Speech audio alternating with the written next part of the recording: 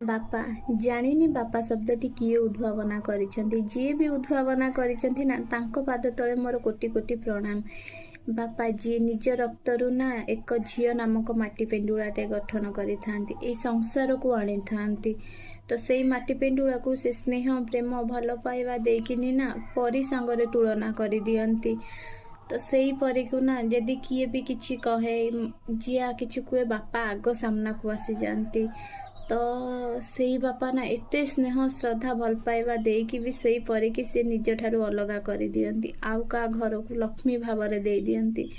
ତ ଭାବନ୍ତୁ, ଆମେ ଯେତେବେଳେ ଗୋଟେ ସାମାନ୍ୟ କଣ୍ଢେଇଟେ କିଣି ଦେଇଥାନ୍ତି ନା, ସେଇ କଣ୍ଢେଇକୁ ଯଦି ଆଉ କିଏ କୁହେ କି ଏଇଟା ମୋ କଣ୍ଢେଇ, ଭାବନ୍ତୁ ଆମେ ତାକୁ ଦବାକୁ ନା ବହୁତ କରନ୍ତି, ନାଇଁ ଆମେ ଦେଇପାରିବୁନି, ସେଟା ଆମ କଣ୍ଢେଇ।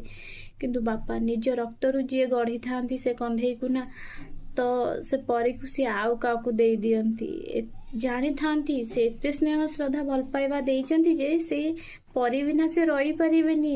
ସେ ଏତେ ଦୁଃଖ କଷ୍ଟରେ ସେ ପରିକୁ ଗଢ଼ିଛନ୍ତି ଯେ ସେ ଜାଣିଛନ୍ତି ମୁଁ କାହାକୁ ଦେଇକି ରହିପାରିବିନି, ତଥାପି ସେ ପରିକୁ ସେ ଆଉ କାହା ହାତକୁ ଦେଇ ଦିଅନ୍ତି।